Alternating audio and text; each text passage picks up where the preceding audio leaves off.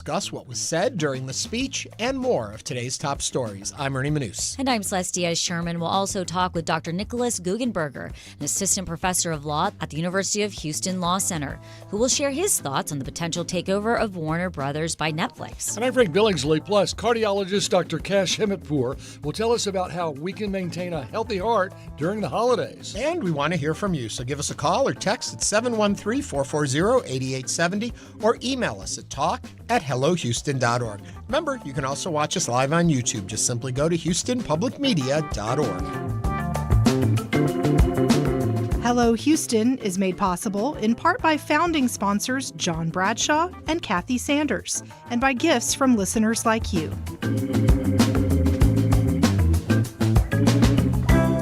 Live from NPR News, I'm Janine Herbst. President Trump has ordered a ban on all sanctioned oil tankers going to and from Venezuela, and the threat of a partial blockade marks an escalation in the Trump administration's pressure campaign against Venezuelan President Nicolas Maduro. NPR's Greg Myrie has more. Now, a monitoring group, Tanker Trackers, said recently that around 30 of the 80 oil tankers in or near the waters of Venezuela were on this U.S. sanctions list. So those 30 could potentially be targets, while the others presumably would not be. And we saw an example of this just last week when the U.S. Coast Guard seized a fully loaded tanker that was on the list. NPR's Greg Myrie reporting. The Trump administration says it will start taking steps to effectively end gender-affirming care for youth. Secretary of Health Robert F. Kennedy Jr. and Dr. Mehmet Oz, the head of the Centers for Medicare and Medicaid, outlined the Trump administration's proposed plans today to deny reimbursement funds for doctors and hospitals that provide the care for transgender young people under the age of 18.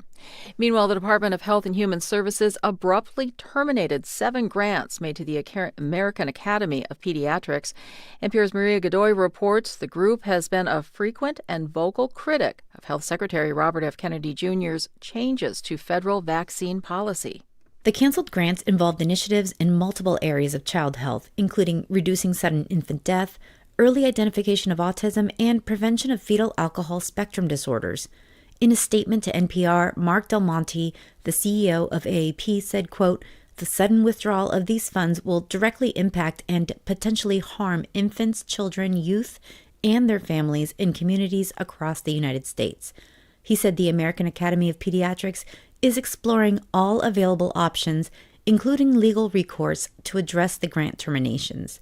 HHS did not immediately respond to a request for comment. Maria Godoy, NPR News.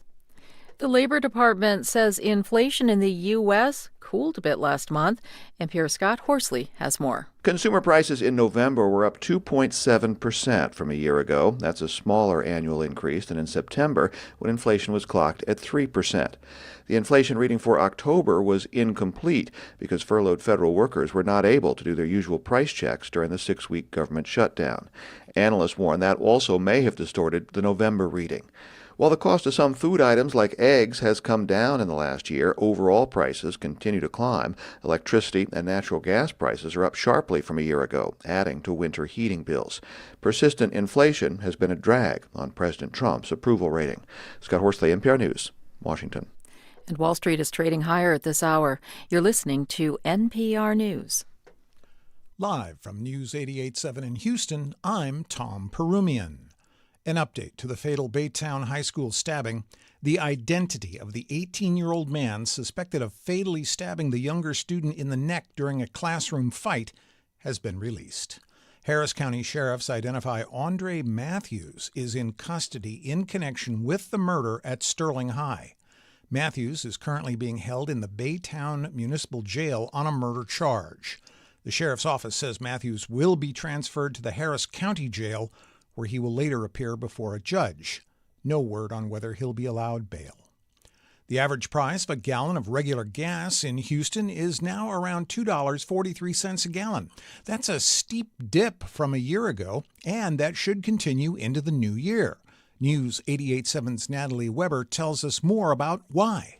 Local energy experts say an increase in oil supply could lead to lower prices in the first few months of the new year. Mark Finley is the non-resident fellow in energy and global oil at Rice University's Baker Institute. He says declining oil prices are in line with the current trend of falling gas prices, which can have far-reaching effects. Not only do they impact the pocketbooks of gasoline consumers, households, families, they also play a significant role in driving consumer and business confidence, as well as the approval ratings of the politicians who are in office at the time. The Energy Information Administration, which is under the U.S. Department of Energy, predicts oil prices will decline from $69 per barrel to $55 per barrel early next year. I'm Natalie Weber, News 88.7. Checking your weather, partly sunny today with a high near 76 degrees. We'll see afternoon winds up to 20 miles an hour. Tonight, mostly clear with a low around 48. Evening winds also up to 20 miles an hour. Right now, partly cloudy, 74 degrees on the UH campus. I'm Tom Perumian, News 88.7. Support for NPR comes from NPR stations. Other contributors include Progressive Insurance with Snapshot, a personalized program that bases rates on safe driving habits, at Progressive.com. Not available in California or from all agents. This is NPR.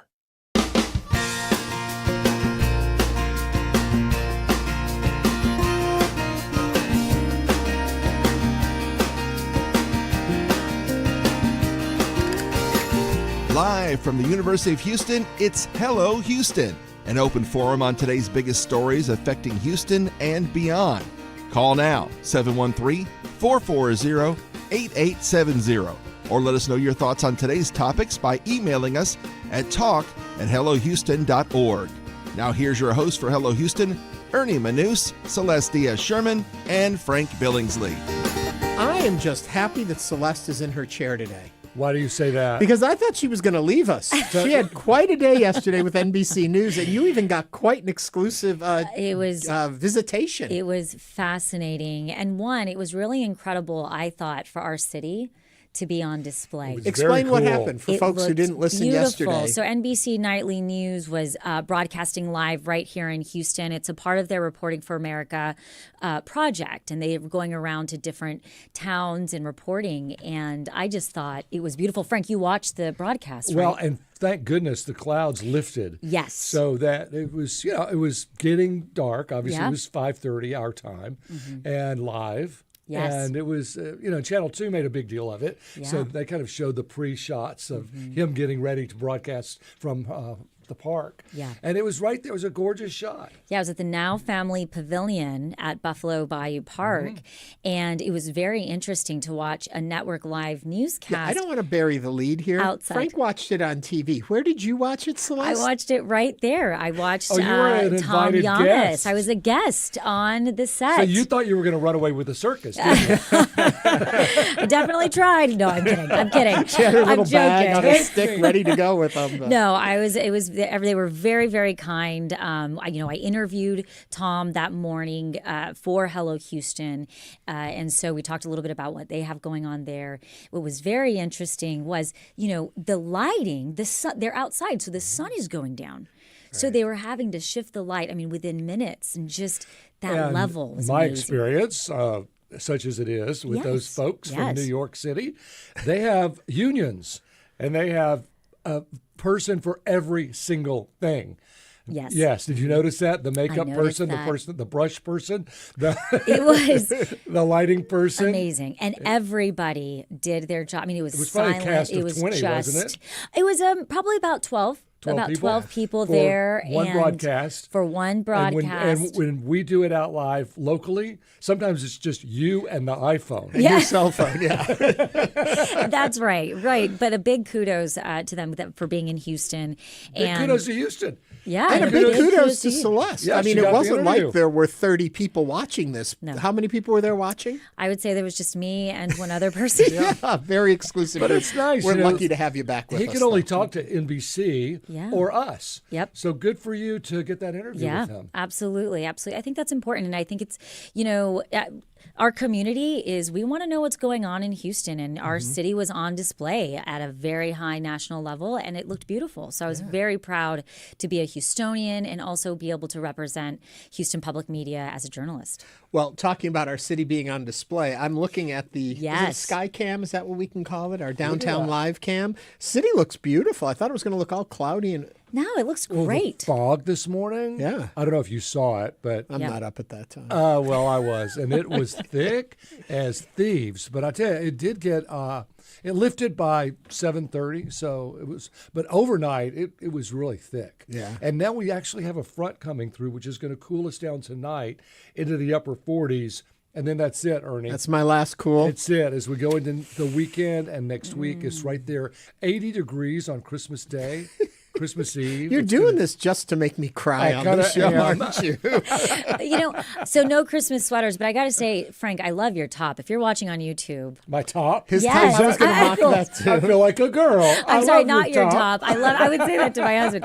I love your shirt. It's not a blouse. I'm wearing a blouse. It's a shirt. Guys only wear shirts. Shirts. We have polo shirts. We have button-down shirts. It's very masculine. I mean, it's very masculine. But we're shirts. We're shirts. That's all you got to know. As always. It's my Christmas shirt. It's green and red. I've got it at Dillard's. Remember, I got my sweater at Dillard's. I love your sweater. I was like Dillard crazy last week. I love it. Well, as always, I'm all in black. You and Johnny Cash. The cheery one here at the table. We have got a full show today for you, as we do every day. If you were listening yesterday, Judge Hidalgo was on the show, concerned with people that are running for her seat as county judge. One person she focused a lot of her concern on was Annise Parker, former mayor. Annise Parker is going to be with us in the second hour to react to what the judge has been saying. Your computer guy's saying I look like a lumberjack. No way. I love a good Christmas shirt. My computer guy will send us a photo of what you're wearing and we'll decide. Oh. If you want to send us anything, just send it to talk@hellohouston.org. Okay, a lot going on, so let's not belabor it anymore. Take us into the news. It was not just was NBC News here in Houston last night. Something else was on TV last night. President Trump delivered an end-of-year address to the nation on Wednesday with a message intended to reassure Americans. Good evening, America. 11 months ago, I inherited a mess, and I'm fixing it. However, in his roughly 20-minute address to the from the diplomatic reception room, Trump broke little new ground, highlighting the current economic problems are to be blamed on former President Joe Biden and how his second term in office has been a massive success. The president did announce a new policy. Nearly 1.5 million military service members will be receiving a special warrior dividend of $1,776, a reference to the nation's founding in 1776.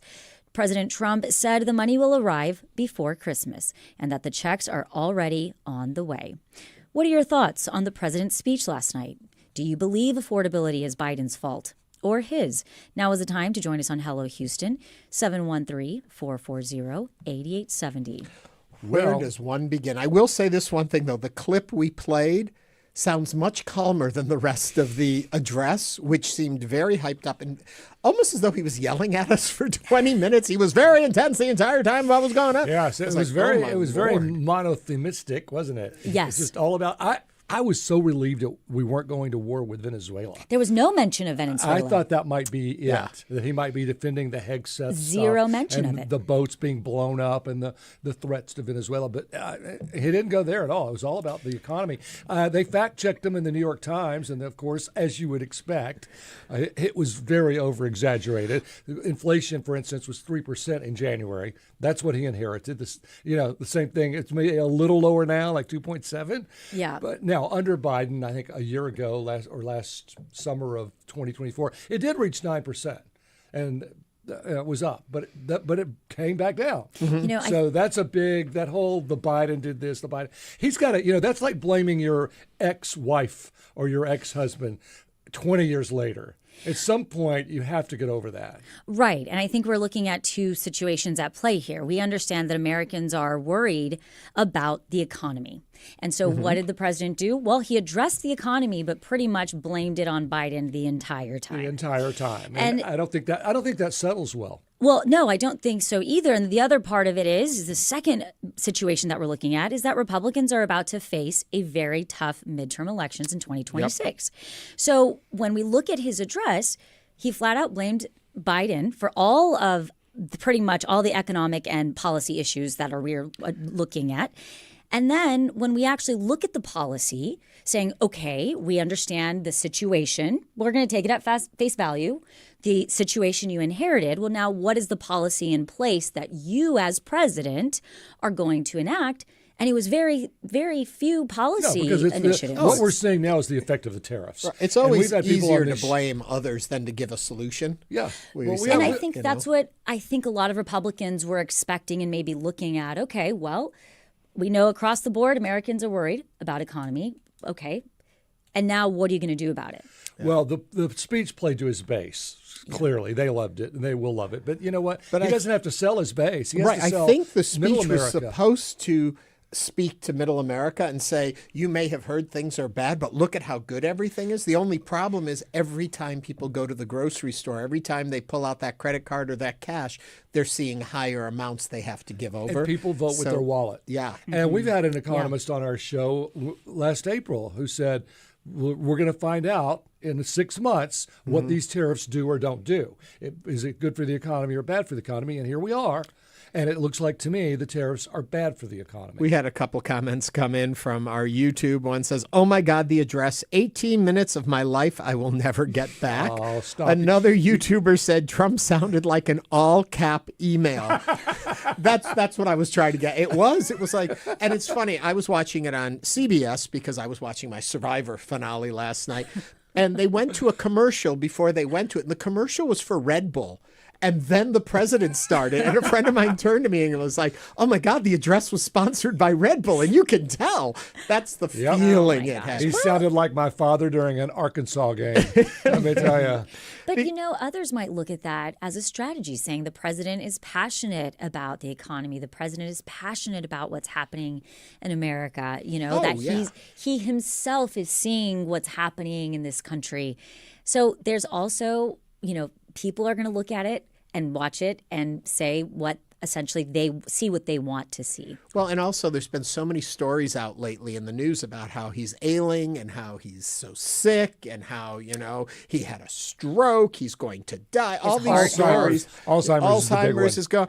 But so he's out there showing, I've got vim and vigor. I'm going at it. So, well, and Alex makes the point on YouTube that he used this time to once again for everyone to talk about his speech and not focus on the Epstein file released tomorrow.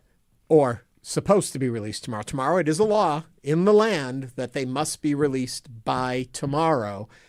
Do they or don't they? We'll see. What's released? Yeah. What's How law redacted? of the land anymore? Yeah, because the only way our Constitution works is people agreed that our Constitution works. If you stop agreeing to it. That's why you take an oath to defend and protect. Yeah. I will say the other thing that bothered me in the speech, bothered is probably the wrong word. I'm confused how the math works on it is the special warrior dividend. Because that $1,776 check to all of these service people is going to be about $2 billion. Do we have an extra $2 billion? Well, with the investments of, $18 trillion in investments are coming into America, according to him.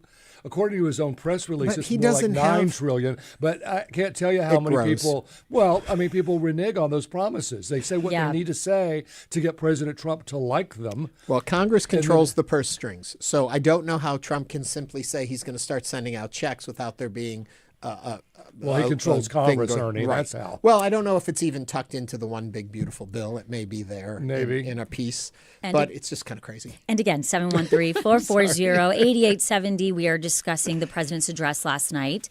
It's also very interesting that this seems to me a little bit like a Band-Aid over a bigger problem that we're not addressing, that our military and veterans need more support in all aspects, healthcare, in, not just giving them a check for $1,776 is going to remedy, the real issues at play. Yeah, it's a real show of sort of kissing butt. Now, don't get me wrong. I love when somebody writes me a check for any amount. But I do think that we need to be looking at the real issues in this country. I laughed way too loud at that. I just blasted into the mic there. Yeah, it's going to be interesting to see a lot is said. A lot comes out of our government officials. The truth is how much actually gets done. What do we actually see them do? From what he said, is this going to be the truth? The nice thing is we will be able to see if it actually happens or not. So, and remember that. Don't have short-term memory. If somebody promises you something and doesn't deliver it, remember that. Do you think it's funny, that old adage of, the check's in the mail? Yeah, right? He basically said, the check's in the mail. Yeah, okay. To send out nearly 2 million checks takes a lot of people and a lot of work, and I don't know, is that happening? He said they were already going out. Well, he also said the gas prices were under $2 in spots, and they're not. Yeah. Well, so the funny thing was everything, too. And I know we're moving on, but the fact checking was interesting because there were threads of truth in what he said, but to much lesser degrees than what he was implying, and even some outright lies. And so you see these fact checkers like their heads are exploding because he throws so much out so fast. We do have a call, by the way, from Bubba from Galleria A. Hi, Bubba. Welcome to Hello Houston. You're our first Bubba. What's up? Okay, yeah. Well, I was offended when people accused Clinton of going for the Bubba vote, okay, implying that, we're not all that smart, but I'm proud to be a Bubba. Yes. And, let me say this on Trump's speech and the affordability issue. I do think Trump is correct in blaming most of the affordability issues that we face on Biden. Inflation in total is up roughly 25% since Biden took office, and 80 to 85% of that inflation occurred, during the Biden administration. Now, where politicians of both parties, socialists, conservatives, liberals alike, they all lie to the people. Once inflation goes up, unless we have a truly catastrophic economy where you're seeing deflation, prices never go down. Prices really never go down. You take out a few things like gasoline that is constantly fluctuating over the years. But in general, the prices for the majority of goods really never go down. What the solution to the affordability crisis, of course, is managing inflation to a reasonable level. And I think the latest inflation numbers for November saw it tick down a little bit. But most of it is giving the workers an opportunity to catch up with inflation. Okay, so I think if you want to judge, Trump on how well he's handling the situation, it's pretty unrealistic to expect him to really bring prices down. You need to judge him on whether he's helping workers catch up to that 25% inflation that we've seen over the rough.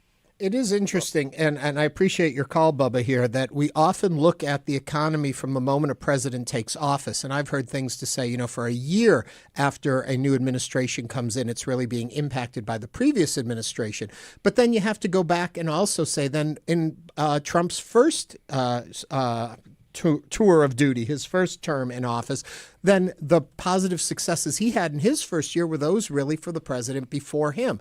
So it's when exactly does that pump in and not pump in, and what do they do? And then, of course, there's the tariffs. There's all the different things that go into play in the economy. It's a fascinating equation that we try and figure out who is exactly responsible for what happens. And oftentimes, it is well beyond the borders of this country alone what happens now that we have such a global economy.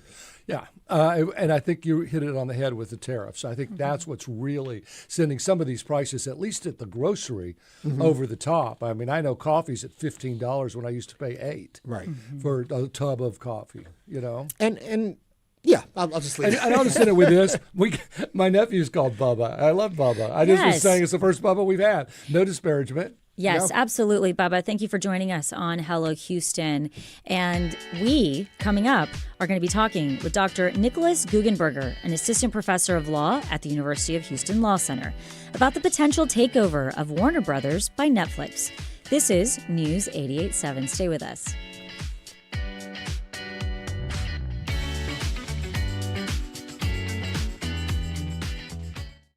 Hi, I'm Lenny Ambrose from St. Arnold Brewing Company, proud supporters of Houston Public Media. Right now, with your $60 donation, you can choose tickets to News and Brews. This member-exclusive event takes place February 17th. Enjoy a pint, connect with fellow NPR fans, and meet the Houston Public Media Newsroom in person. Select News and Brews tickets when you donate at houstonpublicmedia.org/donate. Hi, I'm John Donvan, host of Open to Debate, where we bring you open-minded discussions and debates about the issues affecting our lives. Everything from science and tech to politics, culture, and foreign policy. In our divided nation, we feel it's more important than ever for people to be open-minded, open to disagreement, and open to listening to the other side. Join me in being open to debate. Sunday night at 10 p.m. on News 88.7. I'm Jesse Thorne. You want some real, insightful conversations about where art comes from? Well, Bullseye has you covered, as long as you don't mind a little bit of ridiculousness. Y'all was like really judging me though. They sniffed it out. They sniffed out that I was weird. I was like, I don't know where I'm gonna sit, just like in the movies. Listen, learn, laugh. Bullseye from Maximum Fun and NPR. Bullseye, Thursdays at 9 p.m. on News 88.7. Houston Public Media, in partnership with Texas Southern University, brings to you The Vibe. R&B, hip-hop, and neo-soul. Music that resonates with all ages. The Vibe on 88.7 HD3 and on the Houston Public Media app.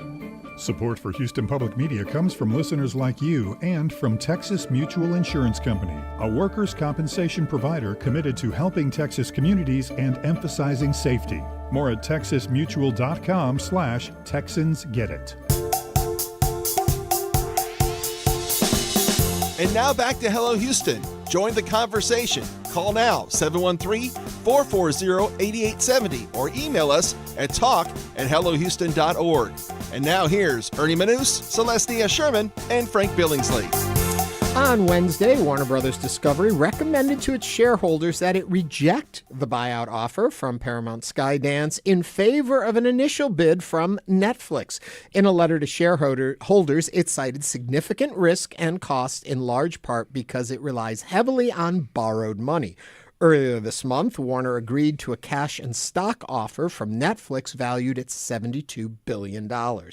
But a deal with either company will likely face scrutiny from U.S. regulators. To discuss what's at stake for the future of streaming and the movie business, we welcome Dr. Nikolas Guggenberger, an associate professor of law at the University of Houston Law Center, whose work focuses on antitrust, law and technology, privacy, and regulation. Doctor, welcome back to Hello Houston.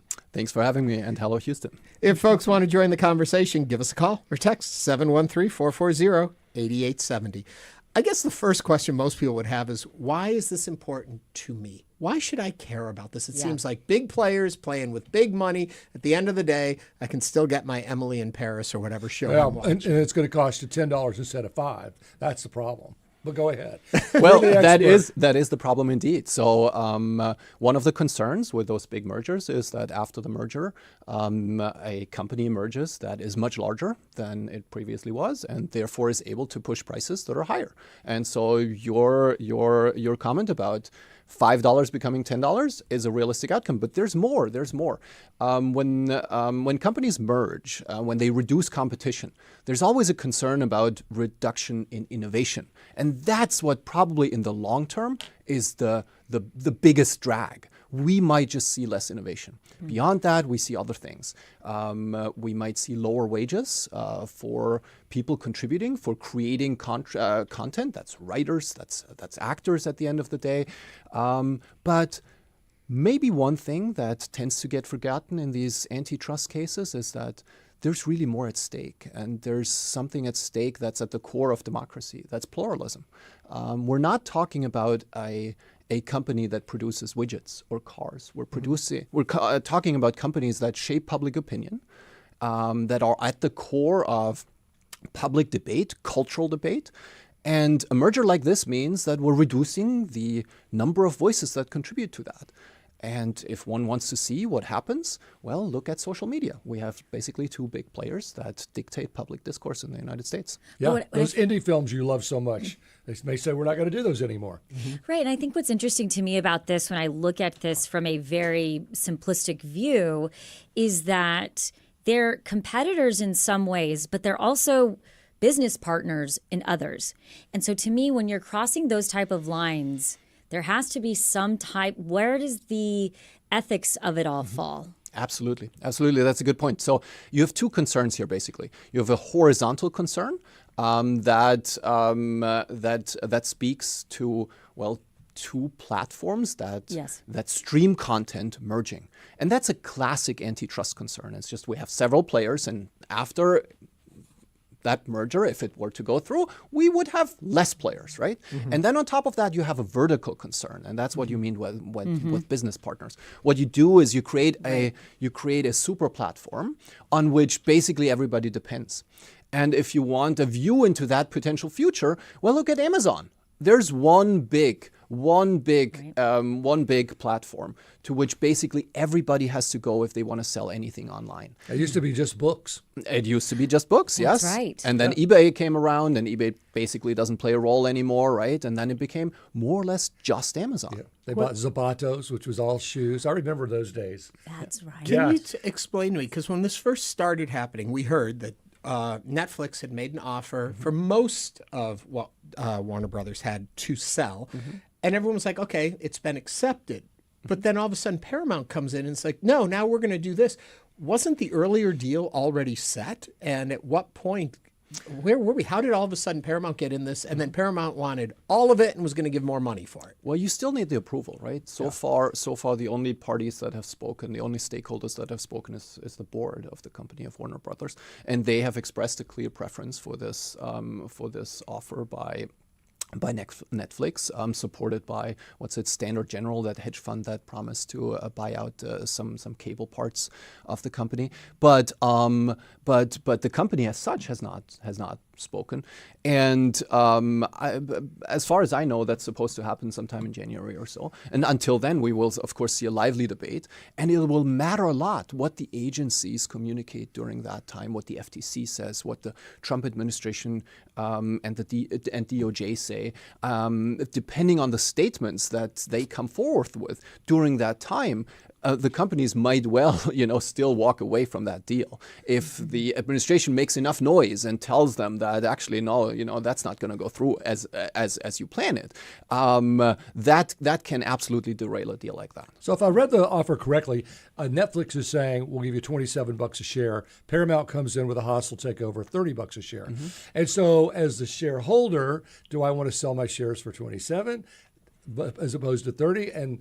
And I think Netflix is more a bird in the hand because they're not sure that Paramount really has the money for $30 a share. So I get their dilemma, but if I was just me and I own some stock, wouldn't I rather get $30 rather than $27? And if they don't come through with everything, well, there's one other little caveat in it too. Netflix is only buying the streaming service part of it, where Paramount wants then the cable channels, the CNN, and all of that. But So doesn't there's a little Netflix want the library? They want the library, The and so that they have archives good old-fashioned television. I think what he's referring to is that there's this other hedge fund which would kick in another few bucks per share in. So it's hard to compare the two offers. But yeah, the financing is the big thing. I mean, think about selling a house. Right. There are two buyers, right? One of them offers basically cash and says, I'm very reliable, right? Like, look at my bank statements. I do have the money. And I'll give there's you somebody else. $100,000. There's somebody else who has a subpar credit score and says, I'm going to get it financed. But I'm who are you going to more. sell your house to? And sells more, yes, and offers more. But who are you going to sell the house to? Right. That's the big question. So, but there's an additional risk. The antitrust, the regulatory risk, is probably higher with the Netflix deal. Why? So Paramount is just a smaller player. Paramount is no super platform. So what you have in the Paramount deal is a very traditional antitrust concern about horizontal consolidation. with respect to Netflix, you have slightly less of the horizontal concern, but you have a major vertical concern. That is the concern that you referred to earlier on. That's to say that we might create a platform that just hosts almost all relevant content. Right. And over the last 5, 6, 7 years, the FTC and DOJ have become much more attuned to the long-term dangers of these vertical mergers. Vertical mergers creating basically a value chain that incorporates everything, the platform, the content, and the relationship to the customer. So if one fails, let's say you went with Netflix and it didn't get approved, could you go back to Paramount and say that's all up to the parties? But think of the house analogy. Like if you turn down buyer 1 and then buyer 2 turns out to not have the money, you go back to buyer 1 and say, hey, you know what? I really depend on your offer now. What's going to? Yeah, right. Okay, I'm here right? less. Yeah, exactly. So there are many risks. The other risk is that Netflix just walks away and says, you know what? Or that in our house analogy, guy finds another house, right? Right. And Netflix might just not want to go through anymore, or on different conditions. Those things are very fragile. So if you play too much, try to negotiate too much, it might just dissolve. But looking at that vertical partnership or platform, right, what essentially could stop that from happening? Would there be necessarily a policy in place? Who would essentially have to bring that to the table and say, wait a minute, guys, it would be the Department of Justice? Would it be where does that fall? The administration, DOJ and FTC can become active. And what they would do, they would challenge the merger. And they could do several things. They could say, you can only do that under certain conditions. For example, if you divest certain assets, you can only do that if you promise not to do certain things over the next, say, 5 or 10 years. Or they could fundamentally challenge that and just object, and they would sue. And then from there are basically two pathways. Either the companies abandon the deal because they say, you know what, we're not going to be in limbo for the next 3 years to wait how this pans out in court, or they go to court and litigate it. I have a question that I think we can kind of all relate to, and that's the airlines. Because there were so many airlines back in the 80s and 90s, and then they all started to merge. And now we have American, Delta, and United. Southwest, and Alaska. I mean, there are some other ones, but generally we have a much smaller pool of big airlines. But in a way, that makes things a little more efficient. You know, I think that as long as you have some competition in the field, you're okay as a consumer. And if you have these big players trying to get that consumer, then you have better deals, better credit card deals, better points, better values, hopefully better bragging rights of being on time, et cetera. So there's some advantage, isn't there, to companies taking over each other? So first of all, you're right. There can be advantages to scale. But not to market share, to scale. So if you have a bigger factory, maybe that bigger factory can produce things at a lower per item cost. And now with airlines, I think we have a difficult example because in many regions of the US, we don't have competition at all. We live in Houston. There is competition still, right? But if you want a direct flight from here to a certain other city in the US, how many airlines can you do that? Like Jackson Hole. Yeah, 2? Try I don't know. there. Two, maybe 1. That's not competition. And we have actually seen pretty low reliability of those airlines. So I'm not sure whether the point about airlines being concerned about their reputation really plays out. The airlines have not treated me as a gold customer. Maybe you get better treatment. But I sit in the back of the plane. Let me look at this in what I think surprises a lot of people. You hear that the players in this, Paramount, Warner Brothers, and Netflix, and you start to realize just how powerful Netflix has become. That we think of these established brands that we've known so long as the true juggernauts out there. But in the case that you were saying, if it's a Paramount-Warner Brothers merger, it's not having the same effect that a Netflix, because Netflix has taken up so much of the oxygen in the room in this, that really then they do truly dominate what gets produced, what people have access to, what they get to see, what they choose to stream and what they don't. So I can see that, and I think that's eye-opening to folks. Absolutely, it's a seismic power shift in the creative industry as a whole. I mean, Warner Brothers is a content producing studio with 102 years of tradition. Right. The last remaining big famous brand of Hollywood and of TV, and if that gets swallowed by sort of the infrastructure, because Netflix at its core, I mean, they have branched out and they produce their own stuff now, but at its core is an infrastructure provider, right? Mm-hmm. And so it's the infrastructure eating the creative production. And that is a seismic cultural shift. I mean, 10 years ago, that would have been absolutely unthinkable. Nobody could have contemplated that the infrastructure is eating the powerful studios. Well, streaming has sort of taken traditional TV away in so many ways. Yeah. And now it's like they want to get kind of back to it. I can give you an example. I mean, people were told by one group that Friends was going to be canceled. No more reruns of Friends. And everybody went crazy. And they want their reruns of Friends, especially Courtney Cox. Gets $20 million a year on those residuals. And so I think some of the traditional television that Netflix wants, because they are all just sort of movies, they do have the series pieces, but they don't have any traditional television. Mm-hmm. So maybe they'll bring that back, and that may be a good thing. Yes, but bring it back in a sense of potentially dominating the sector, right? Like, we got to ask, why is Warner Brothers selling?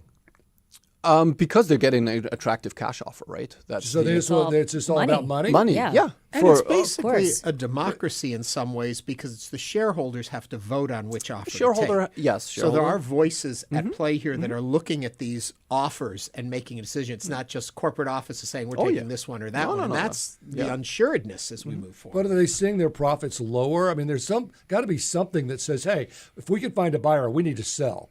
What's the impetus for them to sell? Like with many mergers, what you get is an attractive offer that is higher than the current stock price. And you go, yeah, why not sell? I mean, you're not wedded to that one investment as a shareholder. Like if someone offers you a lot of money for your share in that company, more than the market currently offers, well, yeah, that's tempting. Yeah, well, because then you've got your executive team. They may have a lot of money, but they don't have jobs. And as that goes down the ranks, they don't have jobs anymore either, because they got swallowed up by Netflix, and now they don't need all that personnel. So if you have any kind of ethics involved in this, and you say, I could sell for a good price and make myself a bazillionaire, but I'm already a millionaire, and so why not just continue with Warner Brothers and do what we do? But I think what you're thinking is that there's brand allegiance with these folks, and actually it's investments. Yeah. So you're invested in a lot of different, and tell me if I'm right or wrong here. A lot of what you're doing is, this has this value, I can make it have this value. It's not, wow, my mom and dad built this company up and I'm going to hold on to it at all costs. Right. It's a money shift. Well, I think it's a lot of institutional investors. Well, I think it's at the other end. I think it's like, we're going to go broke here because Netflix is killing us. So let's see if we can get an attractive offer from them.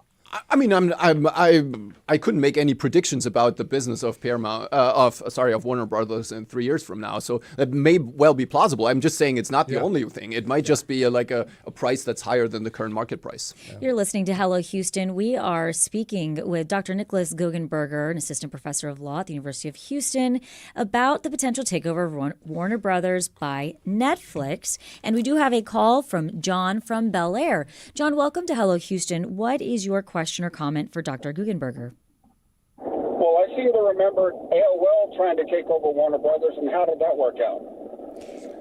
Who took AOL over who? And Warner Brothers. That AOL tried to take over. He wants to know about AOL and Warner Brothers. Oh, the old case of Warner Brothers, yes, has been bought and sold a couple times. It didn't turn out that well for AOL. So they paid a lot of money. If I recall correctly, that was at the height of market valuations back then. So for AOL, it didn't turn out that well. Was it 2007 by any chance? It was, I think, the one before, right? And that's essentially what I was going to ask. Based on your expertise and looking at this, Paramount, Warner Brothers, Netflix, what would you say is most likely going to happen? Do you think U.S. regulators are going to step in? Or do you think we're in unprecedented times and there's a lot of money at stake and it's going to go through and a lot of people are going to become very wealthy within these certain groups?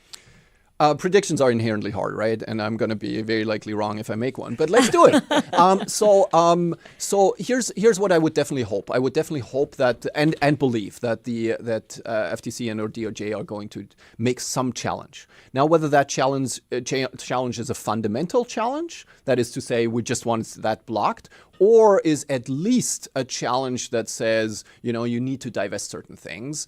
That's certainly up in the air. If it were, if I had to say, I think they should opt for a complete block. They should try to fundamentally prevent that merger.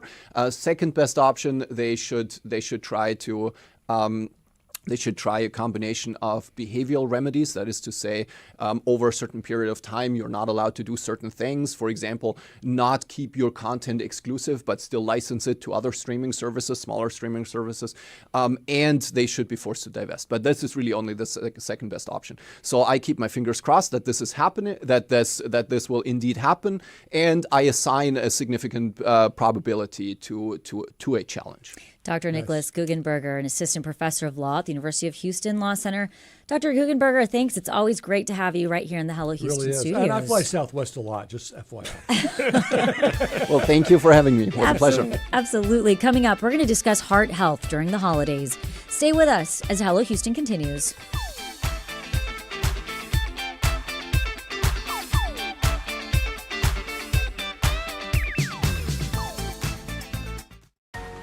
We know you value Houston Public Media. That's why you're watching right now.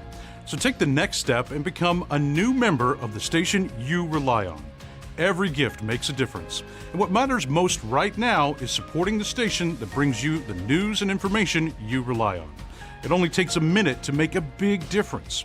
So join as a new member today at houstonpublicmedia.org/donate or call 800-364-8300.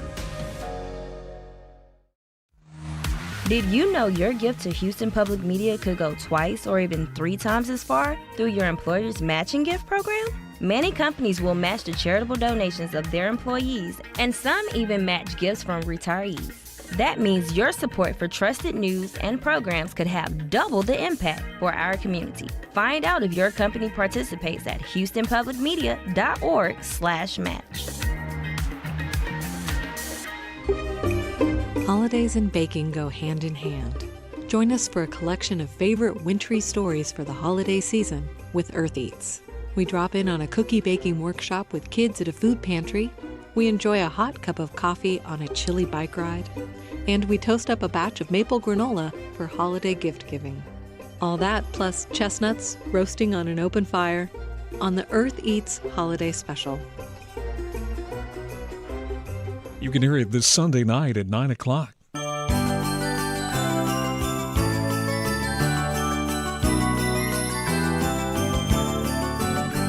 And now back to Hello Houston. To comment on any of today's topics, call 713-440-8870 or email us at talk@hellohouston.org.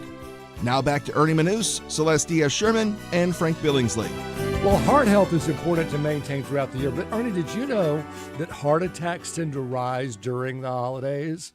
I may have heard that. It's funny because our last segment I thought was going to be really peaceful and everything. We all got worked up on that one, so our hearts are going faster. You're right. There are a lot of factors on this. Stress, of course. Mm-hmm. We all know about that. You disrupt your routine. Then there is the overindulgence of food and alcohol, which is always a problem, it seems like.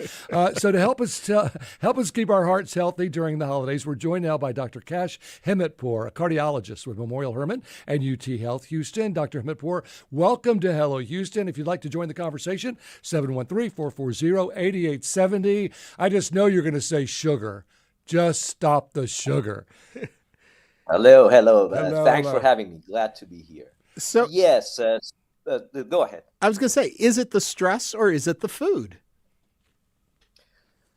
A combination of both, plus inactivity and sleep deprivation. I always say, it's a multifactorial thing. There is a well-documented spike in heart attacks after the holidays. It's because of some bad behaviors related to the holidays, and also at the same time, increase in stress, which is also multifactorial. travel stress, family conflict, financial, burden, and all of those things. So how do we deal with it? I mean, I know it's easy to say. None of that's going away. It's easy to say, well, don't eat as much and don't drink as much. And don't fight with your family. Take a Xanax or two. But what's your realistic advice on some of these? And you can take them one at a time. We have some time here. Sure. The key here is baby steps. You mentioned all those points in summary, but if you focus one by one on the steps, you will be successful. For example, I divided into 5 categories: eating, drinking, staying active, stress management, and sleep. So for eating portion, let's talk about that first. All of us like to go to parties. We indulge ourselves with big portions. But if we stick to a more smarter strategy without feeling deprived, which means when you're filling your plate, just fill it more with vegetables and greens. Try to do more lean proteins like turkey, fish, and chicken. Limit foods high in sodium, sugar, and saturated fat. Things like creamy sauces, processed meats, and fried dishes. Okay. All right. Now, drink-wise, I'm assuming just less alcohol. What about the whole thing we've heard? A glass or two of red wine is good for your heart. I've heard that my whole life. My mother said it every night. Yeah, and of late I've heard, you know what, we said that, but that wasn't necessarily true. Where are we on moderate alcohol? And then, of course, during the holidays, it doesn't stay so moderate, but. That's very true. During holiday season, I myself have to have my 1 or 2 glasses of wine every night. But the bottom line is, the less is the better. So American Heart Association recommends 1 to 2 portions of alcohol for men is acceptable, and 1 portion for women is acceptable. If you ask a hepatologist or the doctors that take care of the liver, they may disagree, and they would tell you, even a small amount of alcohol may be bad for you. But we are not there yet, and so everything is in moderation. If you can stick to 1 or less drinks per day would be great. It helps. The reason some people say, and some doctors think that alcohol is good for you, is because things like red wine will raise your good cholesterol, which is called HDL.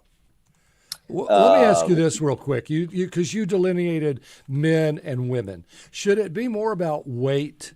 Because what if a woman weighs 200 pounds and a man weighs 160 pounds? Or is it strictly the male body versus the female body when it comes to alcohol consumption? It's both. It's both, because the weight is their weight is less, and also the capacity of the liver to break down the alcohol is a little less in females. Okay, you didn't answer the question Ernie had about red wine. Good for you or bad for you when it comes to your heart? So this is what we tell people. If you are not drinking, don't start drinking because of the benefits. Okay, that's fair. But if you've been drinking 1 glass of wine per day, that's probably okay. Just stick to that and don't go over. Things can happen. For example, you may have heard holiday heart syndrome. That specifically happens when people binge drink, like 4 or 5 drinks in a short duration of time can trigger dangerous heart arrhythmias like atrial fibrillation. But aside from that, moderate or high level of alcohol consumption can, number 1, raise your blood pressure for various reasons, which we can get into that. And also it can trigger high cholesterol levels. So by overburdening your liver. that's another reason we see a surge in heart attacks during or after the holidays. Okay, So well, let's yeah. move on a bit. You talked about activity, sleep, and stress. So talk about those to us. Yeah. So as far as activity, again, try to stick to a routine. Even a gentle jog per day, or helping with chores at your house. A small habit or program of daily, 30 minutes of activity can do that. During holidays, we tend to think, okay, it's a holiday, so even we can take a break from working out too. Don't think that way and stick to a routine. And as far as sleep, you have disrupted sleep too, because of going to the parties, sleeping late, overindulging in, large meals. Try to say no, feel comfortable to say no. That sleeping is a key. Try to get your necessary sleep. For some people, it's 8 hours a day. For some people, it's a little less, 7 or 6 hours a day. I want to go back to the activity part, because you talk about, make sure you stay active during this time. A lot of people loaf. But I'm concerned about the folks who are usually more sedentary, and now they're out running around doing all these things. You hear the stories of people having heart attacks in stores and stuff like that and I'm sure it's combined with the stress, and they're running and trying to get things done. Your advice for folks like that? The advice is always go slow. Don't make drastic changes. I'll tell you a quick funny story. I have frequently seen patients who come to the hospital. They get a surgery or a procedure like a bypass surgery. The next morning when I visit them, I see a big bowl of green salad in front of them, and they're going to say, "Doctor, this is going to be my food for the rest of my life." Or they were having, their juicy burgers every day like that. So I tell them it's not going to happen. Please make small changes. Mm-hmm. For the folks who are already, sedentary, now they're running around, listen to your body. I always say that, because be smart about it. If pushing your body a little bit, it's okay. But if you feel something is not right, you have a lot, you have pressure, shortness of breath, heart racing, mm-hmm. heart pounding. These are alarming signs and symptoms that you should pay attention to. Well, it all sounds good. Stress, I guess we just have to do a little yoga and be mindful, and that'll knock the stress out. That's right. That's the most difficult segment. Yes. The hardest part we leave for the end. Yes, because again, I tell my patients, there's no such thing as stress-free life. It's not possible. It's just channeling it in the right direction and trying to control it with the techniques you mentioned. For example, yoga. I mean, again, it's hard to tell someone who was not doing yoga to suddenly change their habits. But yoga, breathing, daily meditation, things of that sort, and even the working out part, that helps manage the stress with, changing the neurotransmitters in your brain, like dopamine and serotonin. Mm-hmm. Even a little daily sunlight will raise the serotonin level in your body. Excellent. Dr. Khash Hematpour is a cardiologist with Memorial Hermann and UT Health Houston. Dr. Hematpour, thank you so much for joining us today on Hello Houston. Thank you very much for having me. Thank you. Coming up, we're going to continue diving into today's top stories. We're also going to learn about an effort to reinvent Houston's Midtown, and former Mayor Annise Parker will be joining us right at the top of the hour. Stay with us for the second hour of Hello Houston.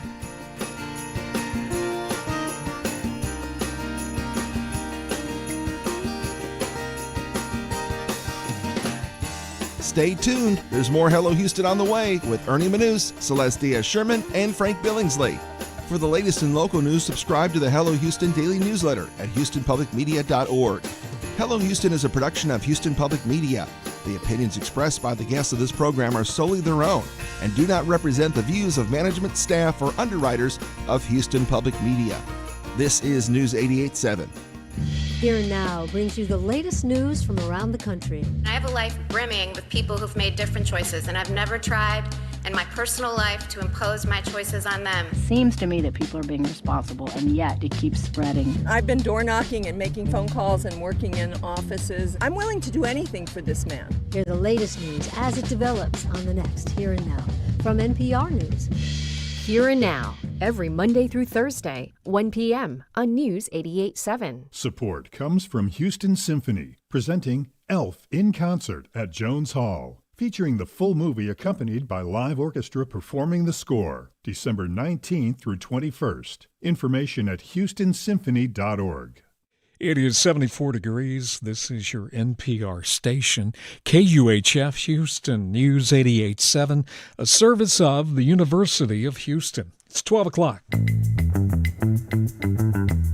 Just ahead on this hour of Hello Houston, we'll be joined by Harris County Judge candidate and former Houston Mayor Annise Parker, who will respond to recent criticisms by Harris County Judge Lina Hidalgo. I'm Frank Billingsley. And I'm Ernie Manous. We'll also talk with the Midtown Management District Board about their 10-year, $38 million plan for reinventing Houston's Midtown. And I'm Celeste Diaz-Sherman. Plus, our current obsessions are Christmas carols, and we are going to discuss why some years they start earlier than others. And we want to know yours. Give us a call or text us at 713-440-8870 or email us, talk@hellohouston.org. And you can watch us live on YouTube by going to houstonpublicmedia.org. Hello Houston is made possible in part by founding sponsors John Bradshaw and Kathy Sanders, and by gifts from listeners like you.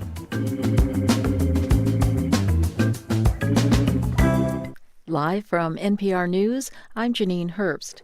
Health Secretary Robert F. Kennedy Jr. moved today to essentially ban gender-related care for minors, threatening to pull federal funding from any hospital that offers the treatments. So-called gender-affirming care has inflicted lasting physical and psychological damage on vulnerable young people.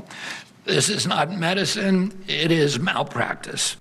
Kennedy says the ban takes the form of two new proposed rules for Medicaid and Medicare. The first would prohibit doctors and hospitals from receiving federal Medicaid reimbursement for gender-affirming care for those under the age of 18. The second would block all Medicaid and Medicare funding for any services at hospitals that provide pediatric gender-affirming care. Nearly every hospital in the country takes Medicare and relies on it, so the rules would have a wide-ranging effect. Gender-affirming care for minors is already banned in 27 states. These rules, which would go into effect after a comment period, would make the care nearly impossible to get in all the other states. A federal judge in San Francisco has again blocked attempts to fire more federal workers. NPR's Andrea Hsu reports the order was issued in response to a lawsuit challenging the Trump administration's layoffs. In November, Congress passed and President Trump signed a continuing resolution to end the 43-day shutdown. That measure also prohibited federal agencies from initiating or carrying out any further layoffs through January 30th. Nevertheless, several federal employee unions told the court that civil servants at the Small Business Administration, the General Services Administration, and the State Department had gotten layoff notices. U.S. District Judge Susan Ilston ordered the Trump administration to rescind those notices and to halt previously planned layoffs at the Departments of Education and State. The Trump administration contends the layoffs in question were initiated long before the shutdown. Andrea Hsu, NPR News. China has condemned the U.S. for selling more than $11 billion worth of advanced weapons to Taiwan. NPR's Anthony Kuhn has more. The deal includes weapons such as tactical ballistic missiles, rocket artillery, and drones. The U.S. says they're not going to change the military balance of power, but will help Taiwan maintain a credible deterrent. Chinese Foreign Ministry spokesman Guo Jiakun told a press briefing that the deal harms China's sovereignty and will push the Taiwan Strait closer to war. The U.S. attempt to aid Taiwan's independence with arms will only backfire, he added, and its attempt to use Taiwan to contain China will absolutely not succeed. President Trump says he plans to visit China next April. It's unclear whether the arms sale could affect that trip. Anthony Kuhn, NPR News, Seoul. Wall Street's trading higher at this hour. You're listening to NPR News from Washington. Live from News 88.7 in Houston, I'm Tom Perumian. The American Civil Liberties Union and other organizations are in federal court today seeking a preliminary injunction to keep Texas from enforcing key provisions of Senate Bill 12 in some school districts. It effectively bans all programming related to diversity, equity, and inclusion. It prohibits employees from discussing gender identity and sexual orientation, and prohibits student clubs based on gender identity and sexual orientation in public schools. Plaintiffs argue the law censors constitutionally protected speech. Houston police are out in force again today for one of Mayor Whitmire's traffic enforcement crackdowns. This will be HPD with traffic enforcement along the South Loop, beginning at the East Texas Freeway all the way to the west side of Houston. The mayor has initiated targeted crackdowns throughout the year, resulting in several tickets being handed out. A student at Baytown Sterling High School died yesterday after a fight on campus led to them getting stabbed. The student was immediately life-flighted to the Texas Medical Center, where he later died. The other student, an 18-year-old named Andre Matthews, was arrested. Goose Creek ISD released limited information in a statement, but said officials were doing everything they could to provide support for the family of the student who died. In sports, the Rockets are back on the floor tonight to battle the New Orleans Pelicans. Houston is coming off a loss to the Denver Nuggets the last time they played. A 7 o'clock tip-off is scheduled. Your check of weather, partly cloudy with a high near 76 degrees and afternoon winds up to 20 miles an hour. Tonight, it'll be mostly clear with a low around 48, with evening winds also blowing to 20 miles an hour. Sunny and windy on Friday with a high near 63. Right now, partly cloudy, 77 degrees on the UH campus. I'm Tom Perumian. News 88.7. Support for NPR comes from ARM, committed to delivering innovative, advanced computing designed to enable worldwide companies to unleash the capabilities and experiences of AI. The future of AI is built on ARM. ARM.com. This is NPR.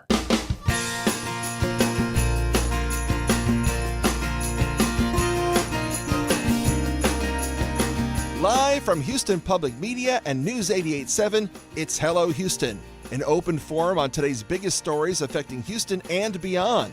Call now, 713-440-8870, or let us know your thoughts on today's topics by emailing us at talk@hellohouston.org.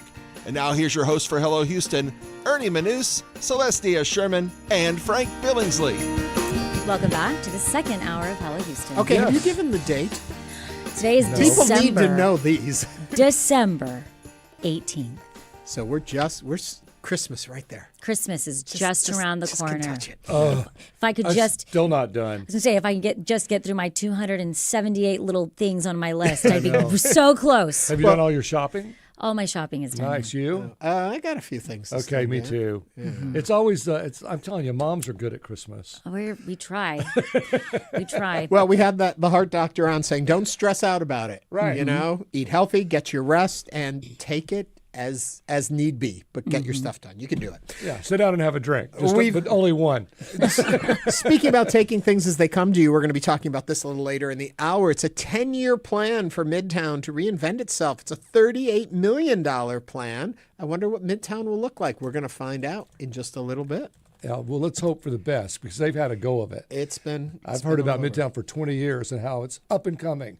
We're going to find a solution for everything, and they never do. Well, let's hope that there are solutions, but you know what? As much as there are problems, in search of solutions, there are headlines. Celeste. Yesterday on Hello Houston, Harris County Judge Lina Hidalgo joined us to discuss her very public comments and Facebook post calling on Democratic voters to reject former Mayor Annise Parker as a candidate for the Harris County judge position. On Facebook, Hidalgo wrote, she, being Annise Parker, will follow John Whitmire's playbook, capitulating to Donald Trump and Greg Abbott. Annise Parker is Kim Og 2.0. I will allow the other viable candidate to continue to make herself known. We do not need another John Whitmire, another Kim Og, etc. There is another option in our Democratic primary for county judge. Joining us now is former Houston Mayor Annise Parker. And if you would like to join the conversation, if you have comments or question, you can call or text 713-440-8870.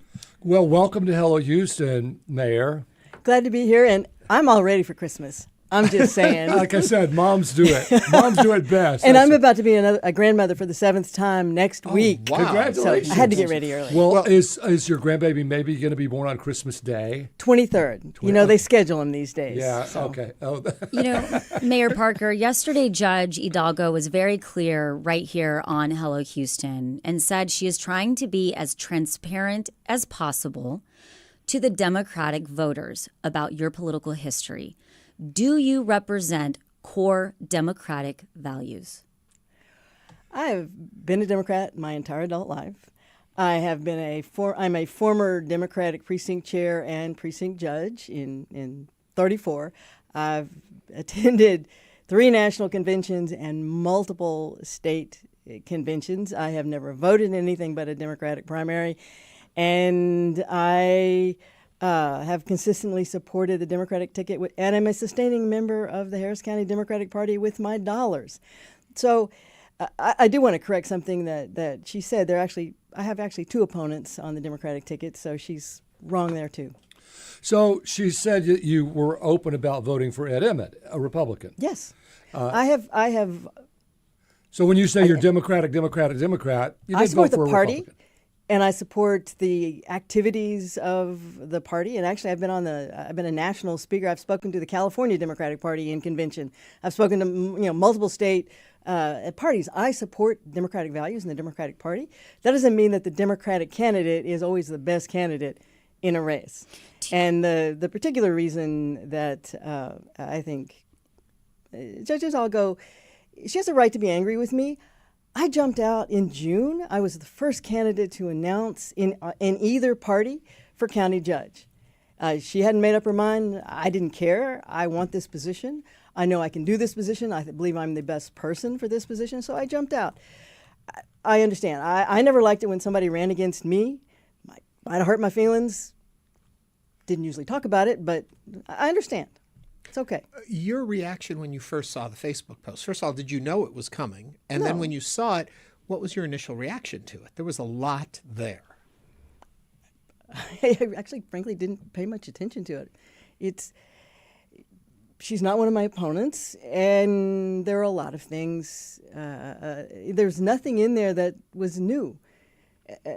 She referred to an interview I did 4 years ago. There's no new information here. Yeah. One thing I don't understand. One thing I want to clarify, in the conversation we had with her yesterday, it may have been misleading. She was talking about election deniers. And I am not an election denier. So absolutely. Address what you heard in your reaction. Oh, I did listen yesterday, and she was talking about her opponent,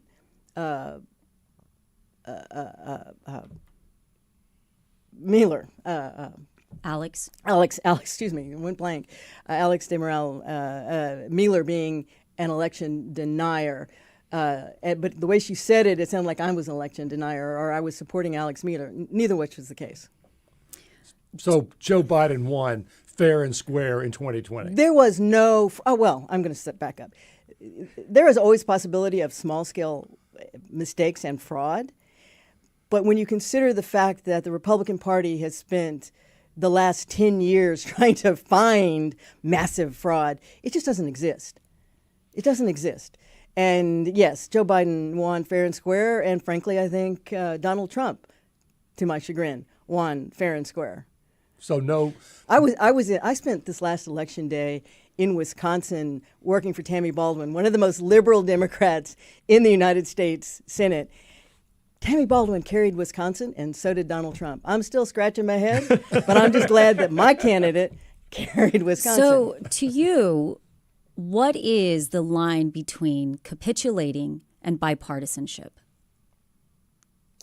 Well, every one of us has personal beliefs and standards, and you should always be true to yourself. I have never backed down on the issue of support of the LGBTQ community. I've been a champion for labor. I've been a champion for immigrant rights. But there are stupid fights, and then there is good trouble, as John Lewis used to say. And I think each one of us has to make that determination. I'm not a big believer in going down with the ship just to make try to score political points. If there is no way to win, let's figure out how to pull something that is progress out of the ashes. That's always but the interesting thing to me is that I don't have to reintroduce myself to the voters of Houston. I was in office for 18 years. I'm the same person I was as a council member, same person I was as controller, same person I was as mayor.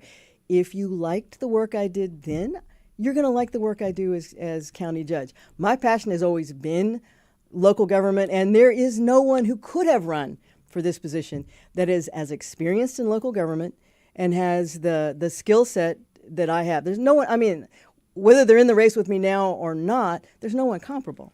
Well, it's interesting you mentioned stupid fights because you did endorse Kim Ogg.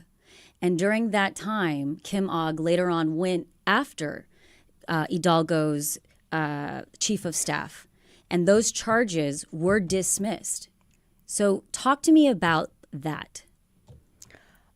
I am not in any way responsible for what Kim Ogg does or says. I've known Kim Ogg for a very long time, and she was a Republican when she first ran for office. She switched parties to run as a Democrat for for district attorney, and the Democrats embraced her. As far as I'm concerned, Kim Ogg, returned to her roots when she got frustrated with the Democratic Party. Not responsible for that. Did I actively support her in her race? Virtually every Democrat in Harris County supported her in her first race. The vast majority of Democrats supported her in her second race because she won again. By the time she was in her third race, she was part of my portfolio as the CEO of an organization called LGBT Victory Fund. I spent 7 years after I left office working for a nonpartisan PAC, and the very same ballot that I was out working for Kim Ogg, I worked just as hard for Molly Cook, Lauren Ashley Simmons, and Jolanda Jones. But no one wants to talk about the fact that I sent 100 personal dear neighbor postcards for Molly Cook. The fact that I was out stumping for Kim Ogg, it was my job. Now I would clearly, if I was offended by anything that they had done, that I had the personal choice not to weigh in. But they were literally in my portfolio as the CEO of this organization that endorsed them. When I take on a job, I intend to do it, and I do it as best as I can. And there's no question that you were a good mayor. I will say that. Thank you. And a great comptroller. Thank you.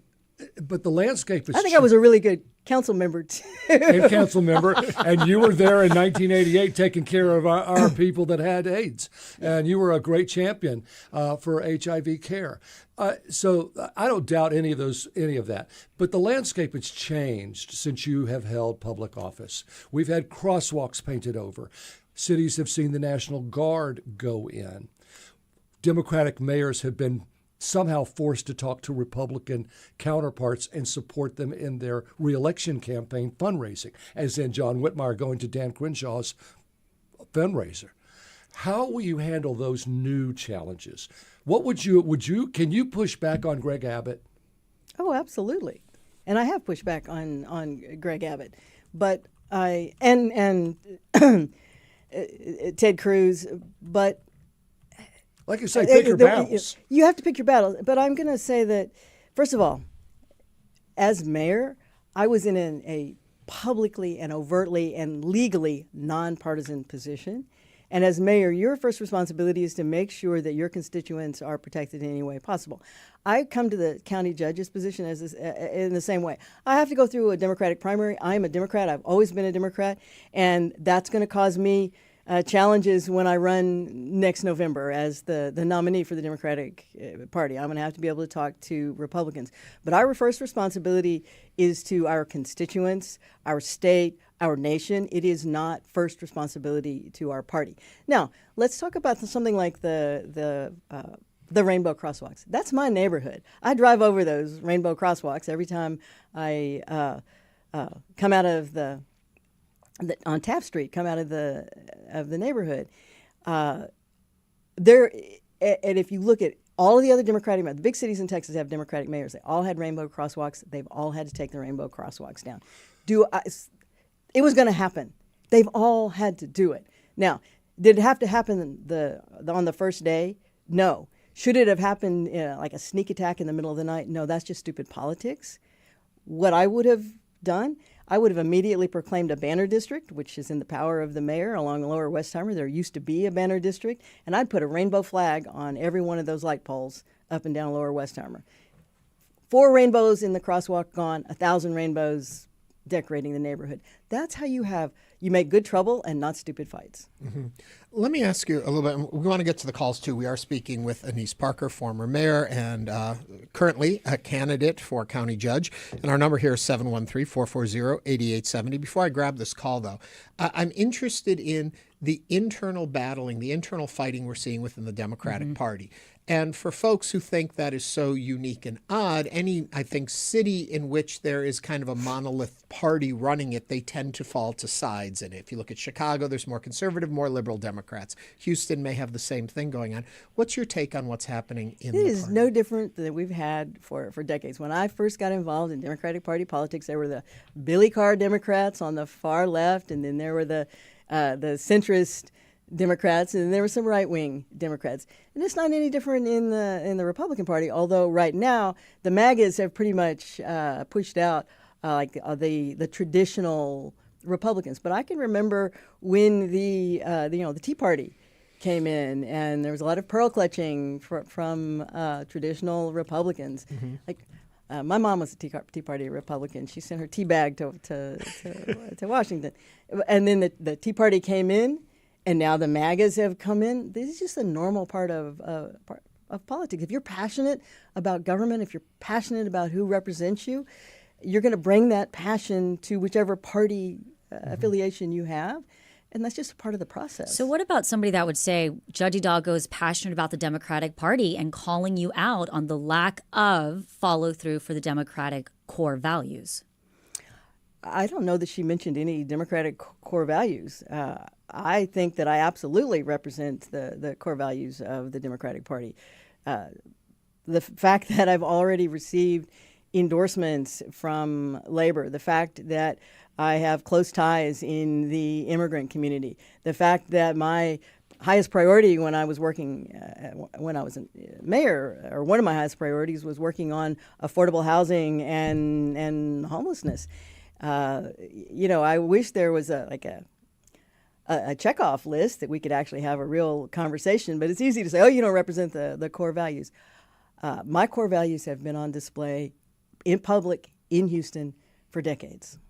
If you slip on those headphones in front of you, the number here is 713-440-8870. We have Kyle on the line from Spring. Kyle, what's on your mind? Hi there. Thanks for taking my call, and it's an honor to be speaking with the former mayor of our great city. My question is this. We've been talking, or you all have been talking a lot about how former mayor is aligned perfectly with Democratic core values, and that's been the case. And one would be hard put to suggest that you're anything other than a card-carrying Democrat. But my question is, these days, it seems like what constitutes core values for Democrats is evolving. One looks at the recent mayoral election in New York, and as evidence that sort of younger voters may be thinking of Democrats as something different than what they once were. And my question is, do you see yourself as aligning, evolving, or with these values, or do you still consider yourself a Democrat in the same way that you have been throughout your career? Kyle, thank you for your call. That's a really interesting and thoughtful question, and thank you. And I will tell you that I've been a Democrat long enough to remember when the party was not supportive of gay marriage. And Democrats weren't particularly fast to come around on any LGBT issues. They weren't fast to come around. They were a lot faster than the Republicans, but not fast to come around on HIV issues. I've also been around long enough to remember when, it used to be possible to have a thoughtful conversation about immigration reform on both sides of the aisle, and it was often Democrats who were playing catch up, and the Republicans were, we need a Bracero program because we need our crops picked. The political winds change, issues change, and while I have never voted in anything but a Democratic primary, I will make a public confession right here that the first vote I ever cast as an 18-year-old was for an independent party candidate because I hadn't figured out where I wanted to land yet. But, so we all grow and evolve over time. Clearly, what has changed fundamentally in politics is the importance of social media and the amount of time we spend in our own echo chambers hearing our thoughts reflected back to each other. And that is something that I have tried very hard not to allow happen. And the benefit, the benefit of the 7 years I spent, I left my job at the end of 2024, but the 7 years I spent running the LGBT Victory Fund, it's a Washington-based PAC focused solely on electing LGBT candidates across the country, every level of the ballot, every part of the country. And most of the candidates that we worked with, they're entry-level candidates. School board, mosquito control board, water board, far left of the Democratic Party, many of them, a handful of moderate Republicans, although they're pretty much extinct. And I had a really up-close and personal look at the changes within the Democratic Party. And one of the reasons that I'm back in the race, I never intended to run for office again. I certainly didn't intend when I left my job. I thought I'd retire. But I got to see politics at the ground level where it still really works. Passionate people wanting to serve their community. I don't think it works in Austin any longer, and I certainly don't think it works in D.C., but I think it still works at the local level. And I think voters most are hungry for authenticity, integrity, honesty, and a willingness to engage. 713-440-8870. Jane is on the line from Fort Bend. Jane, what's on your mind? Hi, guys. Thanks so much for taking my call. Mayor Parker, I have a question. I remember some concerns that were in Third Ward about land that was earmarked for low-income housing that somehow on your watch ended up going to high-rises. I'd like you to speak to that. Because that was right next to the medical center. It would have been a great fit. I think you may be wrong on the timing of that. The last big thing I did in the Third Ward was the overhaul of the Emancipation Park, which is about to have another big expansion. The Midtown Management District was engaged on my watch and after in acquiring land, but unfortunately, and I'll acknowledge this, they didn't do much with the land. So these like the headquarters mid-rise building that they put it came after my time, and frankly, I think it was a huge waste of money that was supposed to go to preservation of housing in the community. I think, in fact, I think the guys are later. You guys are going to be talking a little bit later about a new plan for what to do with Midtown. Folks are standing outside the studio right now. Yeah. And we did receive some YouTube comments. Frontline Realtor says, I'm sorry, but if I was to vote in Harris County, the Harris County judge election, you would absolutely need to reintroduce yourself because I didn't live in Texas when you were in office, nor do I know your work. Actually, when I go out on the stump, I do say that there's about 1 million people in Harris County who weren't old enough to vote. A lot of them know me. Houston's the dominant, it dominates the whole media market. But there's about 1 million people who either weren't old enough or weren't living here when I was last in office. And that's why I'm raising a lot of money for my campaign and I'm going to do a full-blown reintroduction of myself to Democratic primary voters. One more YouTube comment from Noah. Woo! She got me fired up about them banners. Let's go. Can we petition the mayor for that course of action? We should. There's always a way to make your position and your values known. But, I mean, sometimes you just have to, the train's going to run over me. I get to pick which direction it hits me. And this is one of those situations where the train was going to run over it, and the mayor could not afford to lose those highway dollars. Now, instead of being mad at the mayor, we should be furious at Greg Abbott for threatening us over something so stupid, and to use a false argument that these road markings, that painted crosswalks are somehow dangerous. They actually make crosswalks safer. because people stop and notice them. And was it Lubbock? The Buddy Holly crosswalk has to come down, apparently. Really? Yeah. Well, maybe we'll get them back. Who knows? Former Houston Mayor Annise Parker and Harris County Judge candidate, thank you for joining us today on Hello Houston. Thank you so much. Good to see you. Yep, glad to be back. Coming up on Hello Houston, we'll talk with Jeanette Criglar, the chair of the Midtown Management District Board, and Maggie Segrich, the vice chair of the Midtown Management District Board, about the 10-year, $38 million plan to reinvent Midtown. This is News 88.7. Stay with us.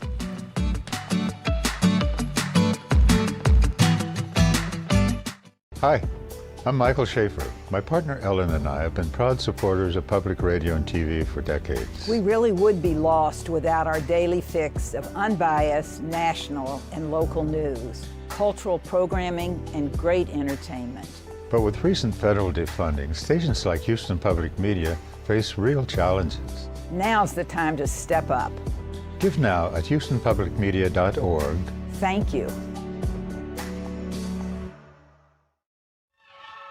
So she said, we want you to come and decorate the White House for the holidays. And I couldn't believe it. I thought, my God, I came to this country when I was 25 years old, and now I clawed my way up through the cutthroat world of window dressing. Join us next time for a special holiday edition of the Moth Radio Hour from PRX. You can hear it this Saturday at noon.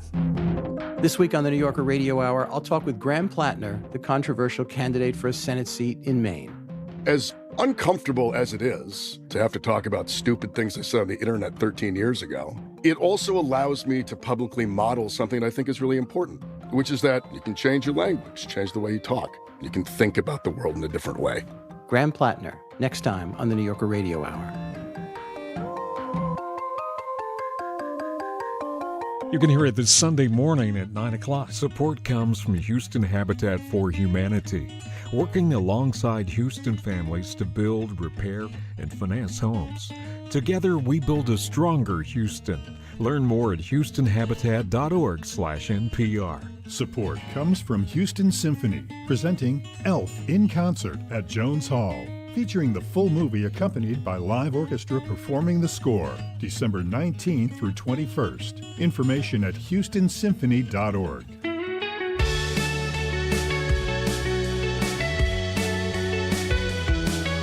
And now back to Hello Houston. Call 713-440-8870 or email us at talk@hellohouston.org to get your comment in on today's topics. Now back to Ernie Manous, Celeste Diaz-Sherman, and Frank Billingsley. Earlier this year, the Midtown Management District approved a $38 million 10-year plan to improve public safety, infrastructure, and economic development in the neighborhood.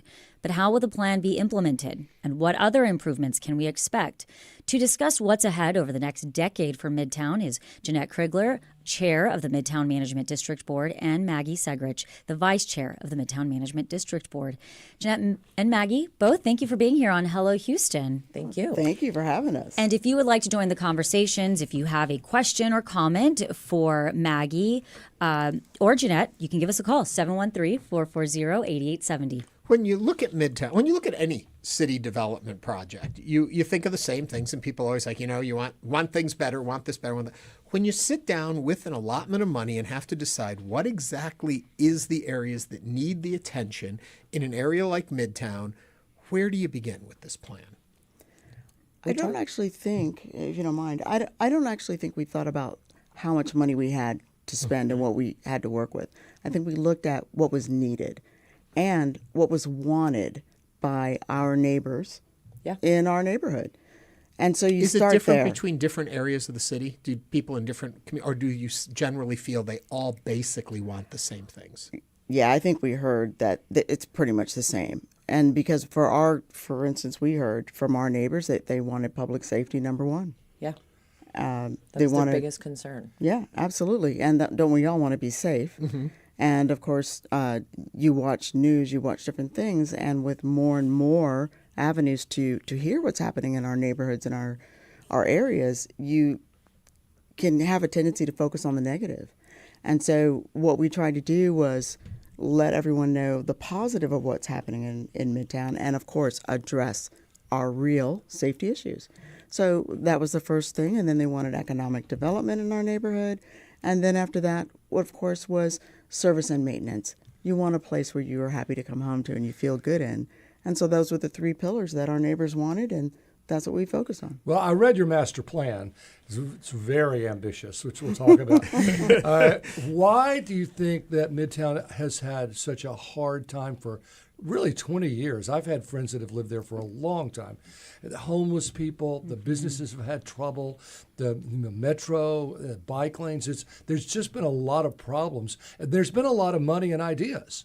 Yeah. But for some reason, they've never gelled. Why do you think now things are going to change? Well, go ahead, Maggie. We didn't do anything about the bike lanes. That wasn't us. That's out of our the removal control. of bike lanes. He's saying. Well, yeah. But your new master plan has great bike lanes. It does, and we're going to care for them and maintain them and keep them going the way that they are, as long as that's in our control, right? But to address the 20 years, there's this amazing article that came out from the Houston Chronicle earlier this year. The population in Midtown has grown 44% in the last 5 years, and the crime has dropped 23%. That's good. Wow. Yeah. Absolutely. So what do you attest that to? Our focus on public safety. So we work a lot with not just HPD, but Precinct 7, as well as we have 2 24/7 SEAL security officers that we pay in the district. Those are our first line of responders, right? I have a business in Midtown, and that's who I call because they show up the fastest. And if they need to escalate it, they can get Precinct 7 or HPD there much faster than I can as a resident or business owner. Frank brings up homelessness, and I think part of that has shifted. I don't know if it's changed necessarily, but with the closing of the bus station that was there. How important was that movement in being able to move forward with what you're doing with Midtown? I mean, it's huge, right? But the other things that impact our district are the closing of the encampments in the downtown district, because a lot of the services, most of the services actually, that the unhoused population receive are located in Midtown. So Coalition for the Homeless is there, Loaves and Fishes. Catholic Charities is there. Yeah. And that's historic. So if you think back, and we're all Houstonians, longtime Houstonians, and in the area, if you think back, 20 years ago, what was the area of Midtown? It was an area that you drove through to get to downtown. Right. And then you drove out of to get back to where you were living. So this is an area that was reclaimed and then built up again. So what we don't want to do in Midtown is that we have never been of the mind that you exclude everyone who was living there or everyone who needed services who was there. That's not the idea. That's not community. That's not Houston. And it's certainly not Midtown. And so we play that. We balance that out with trying to help our neighbors who are unhoused, our neighbors who have mental health issues, who have lived there before most of us moved back in. And with the people who have invested money in businesses, as Maggie has, people who have lived, say I lived in Montrose 25 years before the last 12, 13 years I moved now to Midtown, that we're invested in the areas, right? So we're trying to be responsible and good people and stewards of the area to all the people who live there. So the thing is that we have balanced and we have worked more than any area, I would say, in Houston for our homeless population. We've housed just in this last few years over 600 people, housing homeless, unhoused people from just Midtown. And that process is it takes a lot, right? Because they have to have their ID, and when they get that documentation, a lot of times they're still on the street. Yeah. Right. So getting them to hold on to it, to not have it be stolen. If it gets stolen or lost, They have to start again. They have to start all over again. So I didn't know that. Yeah, that Yes. that rehoming process takes a long time. But the other thing that's really important is that one of our other board chairs, Kelly, is Coalition for the Homeless. And so we work hand in hand with all of the stuff that they do. And she really helps guide how we choose to work with public safety and mental health. Right. So a lot of the services that we provide in the district are addressing drug abuse, mental health crises, and things like that. And you're not seeing other districts anywhere in the country do that. So Midtown's leading the way in that. You're listening to Hello Houston. We're talking about the 10-year, $38 million plan to reinvent Midtown. If you'd like to join the conversation, the number is 713-440-8870. Kenneth from Southside Houston is on the line. Kenneth, welcome to Hello Houston. Yes, thank you very much. Midtown is very near and dear to me because I was born and raised there in 61, and I've seen that part of town. It went through transitions. It was once considered third ward until 59, because matter of fact, we was living right there at Eldon and Schoenberg when 288 construction went through there. And right now, it's in such a unique position because on one end, the Pierce elevator is going to be eliminated, and there's going to be a transition on that end. Midtown is already bounded on the other end by the Montrose area, and going over, you kind of go like south a little bit, and there you have the museum district in the Alameda area. And this is a very unique area, part of town, and just blocks away from the other side of the freeway from the Emancipation Park area, And I think this is a very unique thing done. And the view this and basically fundamentally marrying these surrounding areas because it's very unique and I've seen it go from when I was a child. We had a large Black, Jewish, and Italian community on that end, and I've seen that diversity come back. Well, Kenneth, thank you for your comments and your reactions on that. So I want to get back to the plan, the master plan. Okay. I mean, you've got better parks, walking, better sidewalks, shared and dedicated bike lanes and trails that go around the bayou, and better metro, better bus lanes. That's just the mobility. Correct. And then you've got better places for businesses and better housing. I mean, it's talk about $38 million. You're going to use it up by Tuesday. It does sound that way. Yes, it does. In 10 years, I mean, it might take 20. I mean, it's really what is the practical approach to what's going to be going on?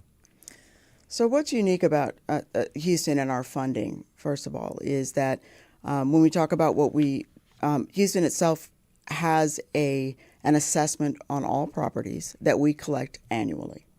And that that assessment is an investment in the community that whoever moves into and buys property knows about. And that's why everyone in our community who owns property has a voice in what we decide to do, in which direction we go. And this year, or this last 2 years, we worked very hard to make sure everyone had a voice in what they wanted. For instance, we heard that they would, we wanted public safety, we wanted service and maintenance, and we wanted economic development, and not so much art, not so many events. So what we worked hard at, and what the management district staff worked hard at, was reallocating and moving monies around so that what we're now doing when we do, as you know, we're a big arts mecca for the city of Houston. We're one of the biggest places. We have a $1 million Bloomberg Award for this past year.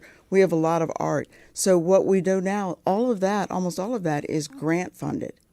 And now all the assessment monies go to those top three pillars because we heard what our people want to do. So that's annual. So we don't have $38 million in the bucket right now. We only have what everyone has promised to, of course, pay, just like it's not a tax. Yeah. This is an like assessment. Like an HOA? Yes. So that's, again, why everyone has a stake in what we do.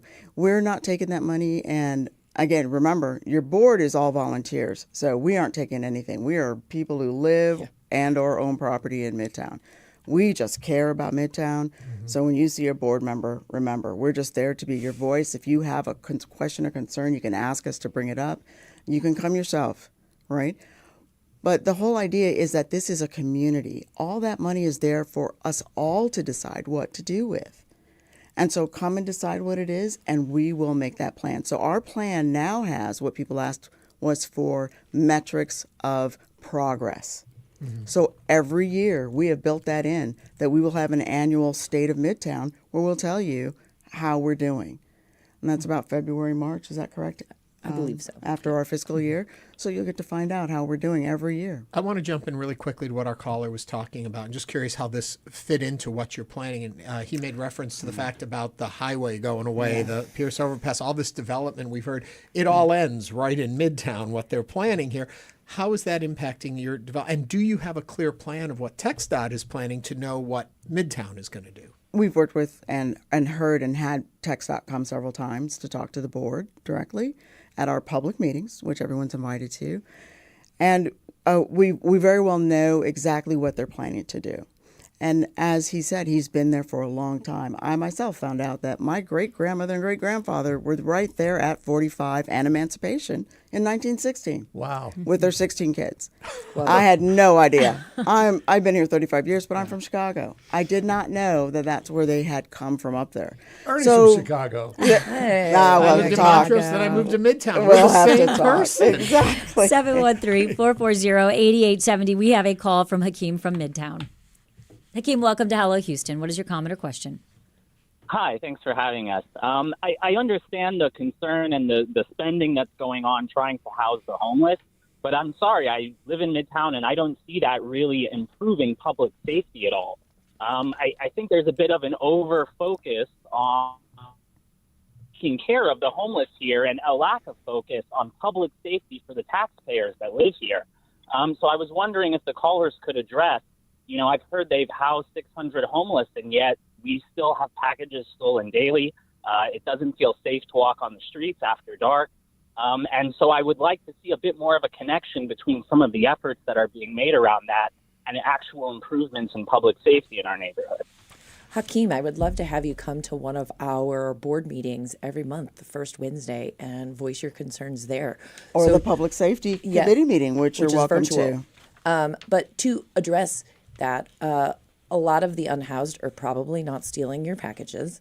There are, criminals on the streets as well, but the unhoused it's a quality of life, right? For the residents, for the business owners, and for the unhoused.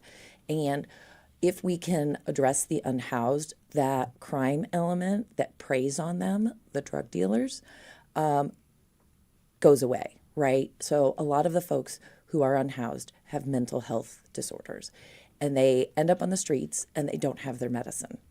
And so they self-medicate with the drugs from the drug dealers, and then they end up being addicted because it's whatever the drug they're taking, right? And so it becomes a multi-layered approach and problem. Yes, and please remember that crime in Houston, in the city of Houston, is the purview of Houston Police Department. What Midtown does is supplement the protection we're getting from the police department. With SEAL. Not just SEAL. We pay for Precinct 7 constables. We have 2 constables 24/7. We just this year implemented another program, which is our chronic consumer.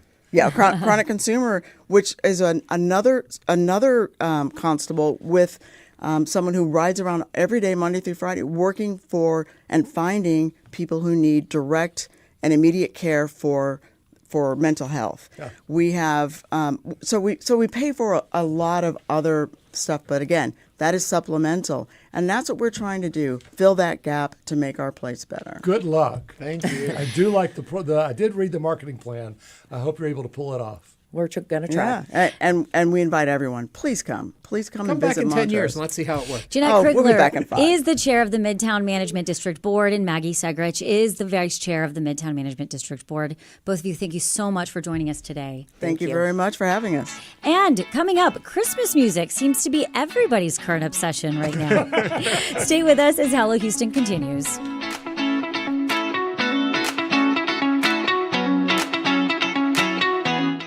It's not just your car.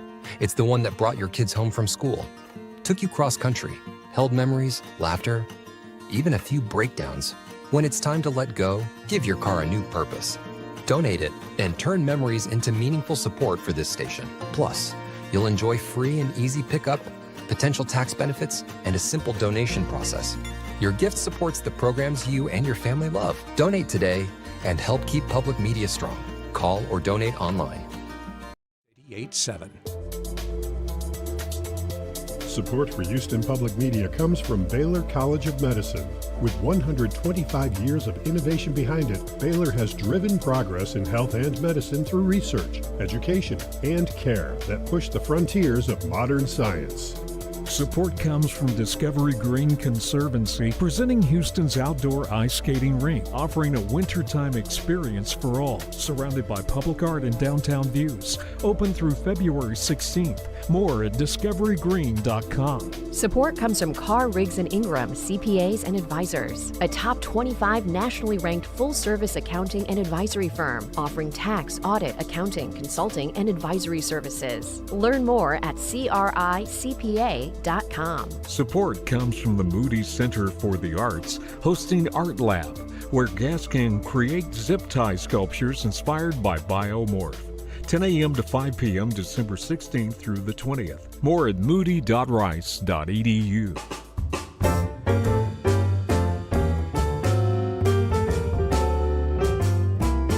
And now back to Hello Houston. To comment on any of today's topics, call 713-440-8870 or email us at talk@hellohouston.org. Now back to Ernie Manous, Celeste Diaz-Sherman, and Frank Billingsley. So, Christmas music. You're Yes. very excited about this. Before we get into the whole conversation, the big breaking news today, worldwide, Mariah Carey has been knocked from number 1 to number 2 with her All I Want for Christmas Is You.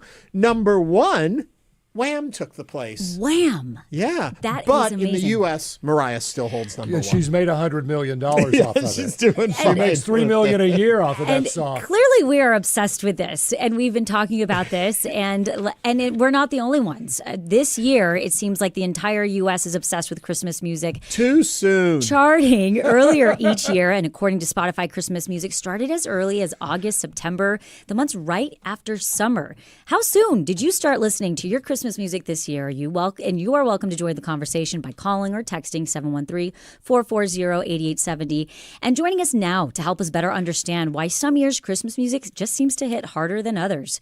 Matt Bailey, the founder of Hit Momentum, which analyzes streaming music consumption for radio, and the author of Graphs About Songs, a blog where he takes the songs that stir your soul and reduce them to PowerPoint charts. Fascinating. There are rules. There are rules. Matt, welcome to Hello Houston. Thank you. What can you tell us about this, Matt? Well, in so much as Christmas music starting earlier this year, let's just set the stage. If you look at the Spotify 200 chart, which is kind of like the modern version of American Top 40, where you see the biggest hits from Taylor Swift and Kendrick Lamar and Morgan Wallen, usually what's happened in the last few years is that right after Halloween, some folks will start streaming the aforementioned Mariah Carey's All I Want for Christmas Is You, and then a couple of other songs will filter up to the Spotify 200, and then it really takes off after Thanksgiving. Well, this year in 2025, immediately after Halloween, we had 5 different Christmas classics bust into the Spotify 200 right after Halloween, and it kept growing every week since then. It's leveled off a little bit to traditional levels since Thanksgiving, and overall Christmas music has been growing in the last few years. But really, this year marks a turning point where people were ready to start earlier and start bigger than any year in the past. And we did see that bump back during COVID in 2020, but the bump that we've seen last year and really this year has surpassed what we've seen in any previous year. Why? Matt, I've got problems here. There are rules. Okay. Christmas music is not until the day after Thanksgiving, or maybe I'll give you Thanksgiving night. But that's it. What happened? I hear ya. And I think it really comes down to an old song, We Need a Little Christmas Right This Very Minute. My interpretation is that things have been so stressful for so many Americans for so many reasons, whether it be worrying about the political argument they're going to get in at Thanksgiving, or worried about the economy or their job, or being a part of a group that, some of the folks that you've discussed earlier on this program today. People are stressed out. And when people are stressed out and uncertain, they turn towards the comforting, the familiar, and the nostalgic. And I think that we are really, really stressed out this year, and Nat King Cole and Bing Crosby have been our comfort food. But it's interesting, Matt, that you mentioned that. But I also think I have to ask you, how much of this is commercialism versus nostalgia? Like, how much is it that people are putting it out there? Mariah Carey loves, I've seen her on her Instagram. As soon as the October Halloween, she goes from like a witch to, she broke Mrs. out of an Claus. ice cave. So how much of it is just in our face? That's a valid argument to the, when is Macy's going to bring out the music? When is the mall switch the Muzak from Maroon 5 to Bing Crosby? But what I'm looking at specifically are streaming numbers where people are in control of the music that they hear. It's not just about radio ratings. It's not just about your local retailers trying to get you to spend early. These are people who are choosing on their own earbuds and in their own cars to hear Christmas music early. And so even though I definitely can relate to your complaint about going into your local home improvement store and it's not even Halloween and they've already got the Christmas trees out, there are people who are choosing to listen to Mariah Carey, Brenda Lee, Bing Crosby, Wham, as soon as before they even have their pumpkin taken off the porch from Halloween. All right, we have a call. If you'd like to join the conversation, 713-440-8870. We have on the line Marcia from Spring. Marcia, what is your comment or question? Yes, my comment is that I started listening to Christmas music in July. Anytime there's an advertisement that says it's Christmas in July, it's something that triggers in my brain. And I immediately turn on iTunes, and my favorite Christmas song is Paul McCartney, Simply Having Wonderful Christmas Time. Yep. Very nice. Thank you. Thank you, Marcia. Thanks for calling us. Matt, what do you think? I mean, is it one of those things where it's just we're seeing it, like you said, because people are stressed out? I think it is. And I think another really interesting thing, that especially when you look at streaming data, is that you might assume since, streaming at this point has grown where people of all ages are streaming, but it's still favors people 45 and under. And you might expect those millennials and Gen Z fans to be streaming newer Christmas music. They're just as much into Bing Crosby, Perry Como, and Andy Williams, as well as Brenda Lee and Elvis Presley and Jingle Bell Rock, all of those older songs that they have never experienced, and in some cases their parents have never even experienced. Those artists and genres of music being popular, they're still listening to those old classics. In fact, only 3% of the Christmas music that makes the Spotify 200 chart each year is from this century. The rest of it is all older music. 3%. Okay, but I've got to know, what is Wham doing? Are they dethroning Mariah Carey? How did this all of a sudden last Christmas push its way back up to the top? Wham benefits from being an international hit. This is a song that really you'll hear in England. I was listening to a German radio station just the other week that was playing last Christmas. So that's really what helps Wham as being an international group. What's really interesting is that Mariah Carey claims to be the Queen of Christmas, but in the last couple of years, Brenda Lee's Rockin' Around the Christmas Tree is actually surpassing it in streams each year. So she put out a new video, that Brenda Lee, with her Rockin' Around the Christmas. She's still pushing it. Thanks to that, she's now the oldest person ever to have a number one hit on the Billboard Hot 100. So, what's really fascinating is, especially with these younger people listening to old Christmas music, I anecdotally heard of a teenager who was at an Italian restaurant where they were playing Frank Sinatra's Fly Me to the Moon. And the kid asked the parents, why are they playing Christmas music? Kids nowadays sometimes even think of artists that older Americans would remember as being crooners or standards or great American songbook artists. People think now of Bing Crosby and Perry Como and Andy Williams and Nat King Cole and Frank Sinatra as Christmas music. And at some point, that might even extend to some artists that we now think of as classic rock, if all we remember of them are their Christmas songs. And it all goes away the 26th. That's right. Matt Bailey, exactly. Founder of Hit Momentum, which analyzes streaming music consumption for radio, and author of Graphs About Songs. Thanks for joining us today, Matt. We appreciate it. My pleasure. Thank you. Thanks. And unfortunately, we have run out of time. Which means I'm going to go listen to Christmas music. Ernie's going to go listen to Christmas music, but that brings us to the end of our show. Thank you for watching, listening, and being part of our Hello Houston community. We will be back tomorrow with more conversations. We're going to hear a conversation between Rob Reiner and Ernie Manous. Yes, we will play back a memory. With A Rob memory. Reiner. We'll also discuss healthcare access and equity in Houston. This is News 88.7. We'll see you tomorrow.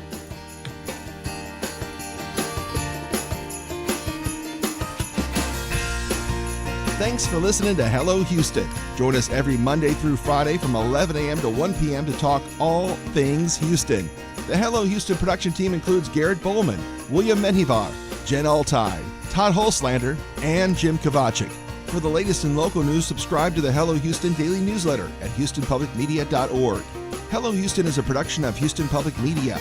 The opinions expressed by the guests of this program are solely their own and do not represent the views of management, staff, or underwriters of Houston Public Media.